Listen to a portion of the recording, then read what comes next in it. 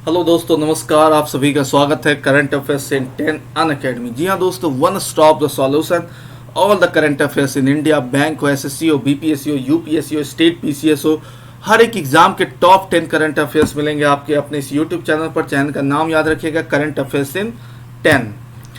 Session को start करने से पहले दोस्तों बता दें कि मेरा नाम है रवि प्रताप कर्ण। मेरे पास 9 सालों से भी ज़्यादा का पढ़ाने का एक्सपीरियंस है और इससे पहले मैं कई सारे इंस्टीट्यूशंस में पढ़ा चुका हूँ।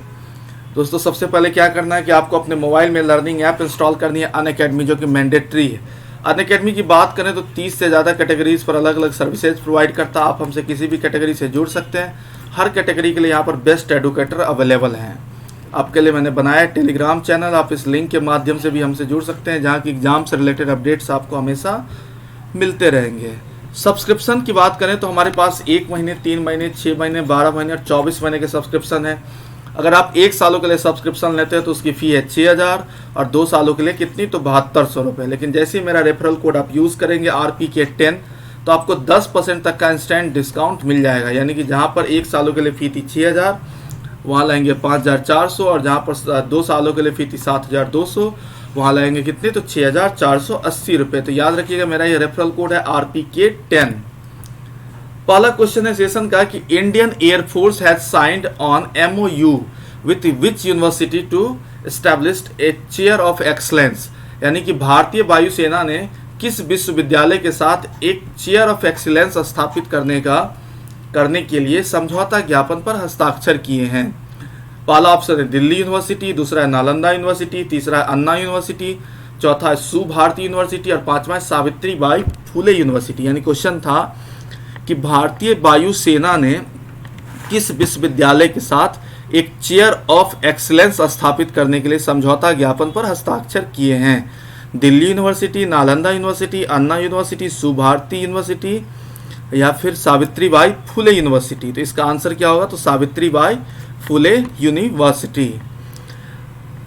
IAF इंडियन एयरफोर्स और सावित्रीबाई फुले पुणे विश्वविद्यालय ने 29 फरवरी 2020 को रक्षा और सामरिक अध्ययन विभाग में उत्कृष्टता का अध्यक्ष स्थापित करने के लिए एक समझौता ज्ञापन पर हस्ताक्षर करके एक अकादमिक सहयोग में प्रवेश किया है।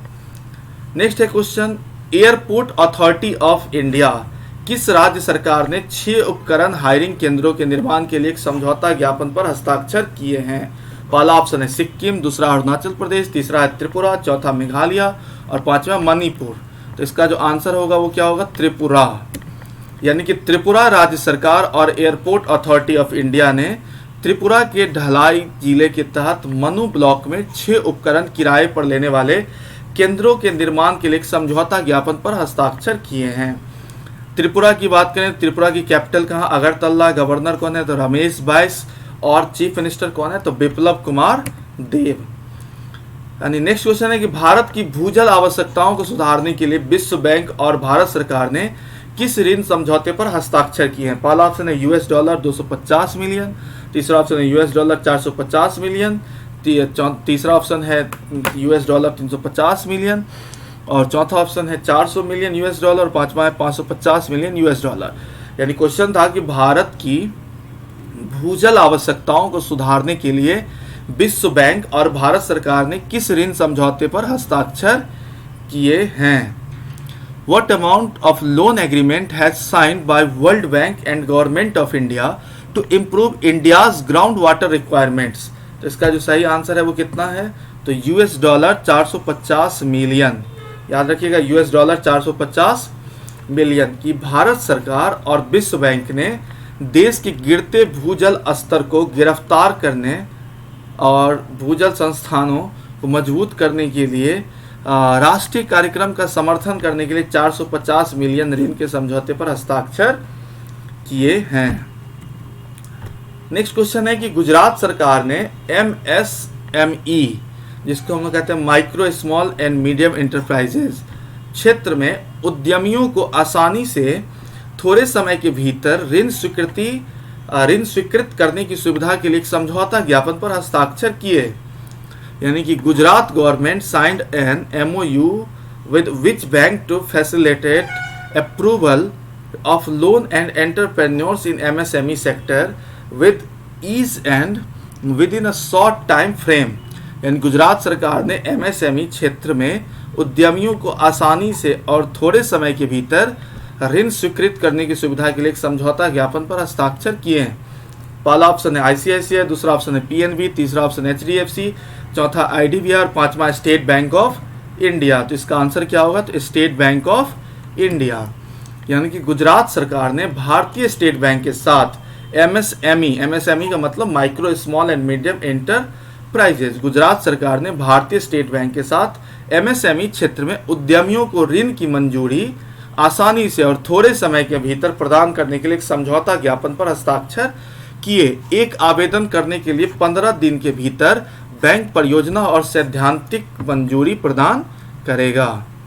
नेक्स्ट क्वेश्चन है, हाल ही में किस बैंक ने सभी बचत खातों पर न्यूनतम शेष राशि का भुगतान किया है? Recently which bank has waived of minimum balance charge on all saving bank account. यानी कि हाल ही में किस बैंक ने सभी बचत बैंक खाताओं पर न्यूनतम शेष राशि का भुगतान किया है? पहला ऑप्शन है स्टेट बैंक ऑफ इंडिया, दूसरा ऑप्शन है यस बैंक, तीसरा आईसीआईसीआई बैंक, चौथा एचडीएफसी बैंक और पांचवा है पीएनबी पंजाब नेशनल बैंक। तो इसका सही आंसर क्या होगा? तो SBI state bank of India. यानी कि भारत के सबसे बड़े बैंक एसबीआई ने आज घोषणा की कि वो सभी 44.51 करोड़ यानी कि 44.51 करोड़ बचत खातों के लिए औसत मासिक शेष एएमबी यानी कि एवरेज मंथली बैलेंस के रख रखाव के लिए शुल्क माफ करेगा। यानी कहने का मीनिंग जो मिनिमम बैलेंस का क्राइटेरिया होता था बैंकों में सेविंग अकाउंट पे, तो अभी जो है हाल ही में भारतीय स्टेट बैंक ने क्या किया कि घोषणा कर दिया है कि अभी जो है वो मिनिमम बैलेंस को मेंटेन करने के लिए कोई भी चार्ज नहीं लिया जाएगा। टोटल ओवरऑल अमाउंट देखें तो लगभग 44 करोड़ के आसपास का यह अमाउंट है। नेक्स्ट क्वेश्चन है कि यूपीआई ऐप, यूपीआई का मतलब होता है unified payment interface. UPI app PhonePe has tied up with which bank for UPI transactions.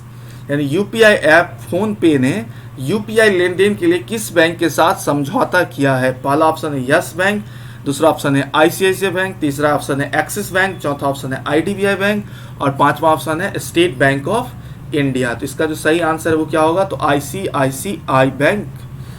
यानी कि यूपीआई भुगतान बाधित होने के बाद बैंक संकट के बाद फोन पे लेन देन पटरी पर लौट रहा है। फोन पे जो पहले यस बैंक के साथ भागीदारी करता था, अब यूपीआई लेन देन के लिए निजी क्षेत्र के ऋणदाता आईसीआईसीआई बैंक के साथ काम कर रहा है। यानी PhonePe transaction are back on track after Yes bank crisis had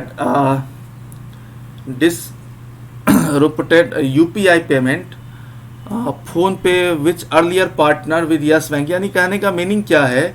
in now working private sector lender ICICI bank and UPI transaction. UPI जो है वो पहले यस बैंक के साथ भागीदारी करता था, मतलब फोन पे जो है वो यस बैंक के साथ पहले पार्टनरशिप करता था, अब यूपीआई के माध्यम से यह आईसीआईसीआई बैंक के साथ करेगा। यूपीआई की बात करें तो यह भी 2014 में आया, 2016 से काम करने लगा। इसको हम लोग कहते हैं यूनिफाइड पेमेंट इंटरफेस। इसको भी पेमेंट गेटवे कौन उपलब्ध कराती है? तो एनपीसीआई, जिसको बोलते हैं हम लोग national payment corporation of India. Thank you दोस्तों, अगर ये मेरा सेशन आपको पसंद आया तो आप जाइए यूट्यूब चैनल पर करंट अफेयर्स इन 10, चैनल का नाम याद रखिएगा करंट अफेयर्स इन 10। चैनल पर जाकर कमेंट करिए, सब्सक्राइब करिए, बेल आइकन को हिट करिए और मेरा ये रेफरल कोड याद रखिएगा RPK10। जैसे आप इस कोड को यूज़ करते हैं तो आपको 10% तक का इंस्टेंट डिस्काउंट मिल जाएगा। और मेरा ये टेलीग्राम चैनल का लिंक है GA बाय रवि प्रतापकरण, आप हमसे जुड़ जाइए, जहाँ पर कि एग्जाम से रिलेटेड या फिर अपने सेशन से रिलेटेड मैं हर एक अपडेट्स आपको वहाँ पर प्रोवाइड करूँगा। Thank you so much.